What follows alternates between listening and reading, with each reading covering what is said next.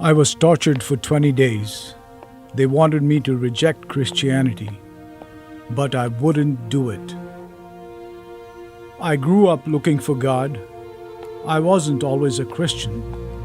I learned about Jesus from one of my neighbors who shared the Bible with me. In my country in the Middle East, being a Christian is dangerous. But once I discovered the gospel, there was no way I would ever give it up. Somehow, the government learned I was a Christian and captured me. They tortured me with hopes that I would turn my back on Jesus. But God protected me from the pain, and I felt peace like I have never felt before. I knew they planned to kill me eventually, so I managed to escape and fled with my family out of the country.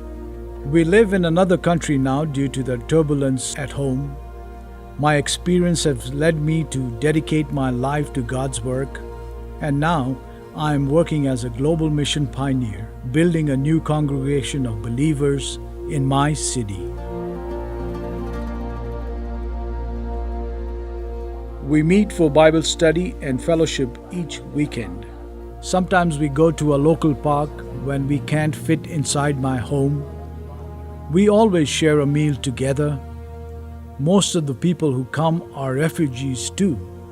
We all have that in common, so we can relate to being in a new country, and we have formed good friendships with each other.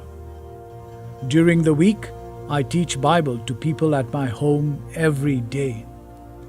Sometimes I even give lessons to people back in my home country through online video chat. God is blessing my work as a global mission pioneer and is preparing people's hearts to be transformed by Him. He spared my life because I know He had plans for me to share the gospel message with the people I meet here. Please pray for the Middle East. Pray that the gospel can spread throughout this challenging territory. Thank you for supporting the work of global mission pioneers like me so that we can teach others about Jesus.